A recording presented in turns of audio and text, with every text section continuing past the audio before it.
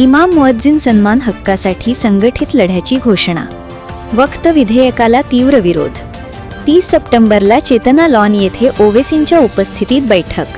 नगर प्रतिनिधी मुस्लिम समाजाच्या धार्मिक, सामाजिक व शैक्षणिक हक्कांच्या रक्षणासाठी तसेच इमाम व मुअज्जिन यांना योग्य मानसन्मान मिळावा या मागण्यांसाठी संघटित लढा देण्याची घोषणा करण्यात आली आहे।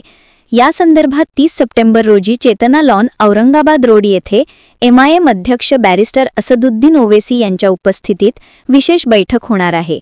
ऑल इंडिया उलेमा बोर्डचे अंजर अनवर खान यांनी पत्रकार परिषदेत ही माहिती दिली।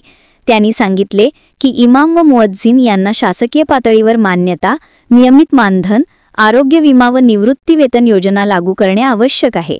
त्यांना धार्मिक कर्मचाऱ्यांचा दर्जा देण्यात यावा अशी मागणी बैठकीत करण्यात आली।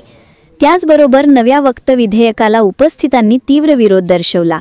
या विधेयकामुळे वक्फ मालमत्तेवर शासकीय हस्तक्षेप वाढून धर्मस्वातंत्र्य धोक्यात येईल, तसेच वक्फ बोर्डाचे स्वायत्तत्व बाधित होईल असा इशारा देण्यात आला। त्यामुळे हे विधेयक तातडीने मागे घेण्याची मागणी करण्यात आली।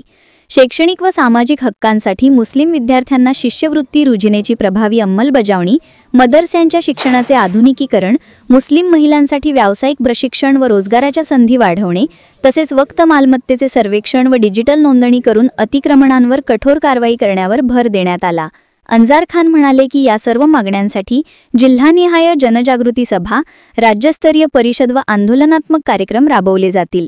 समाजातील उलेमा, इमाम, युवक व महिला यांनी संघटित होऊन धोरणात्मक कृतीद्वारे हक्कांसाठी लढा देण्याची आवश्यकता आहे। या बैठकीला all India Muslim personal law बोर्डचे कार्यकारी सदस्य हजरत मौलाना अबू तालिब रहमानी, MIM महाराष्ट्र अध्यक्ष खासदार इम्तियाज जलील उपस्थित राहणार असल्याचे ऑल इंडिया उलेमा बोर्डचे अंजर अनवर खान यांनी माहिती दिली। यावेळी नियोजन समितीचे माजी नगरसेवक समद खान, सामाजिक कार्यकर्ते खालिद शेख, समीर शेख, हाजी शहबाज, मौलाना गुलाम चिस्ती अशरफी, राजूभाई जहागीरदार, सनाउल्ला तांबटकर आदी पदाधिकारी उपस्थित राहणार आहे।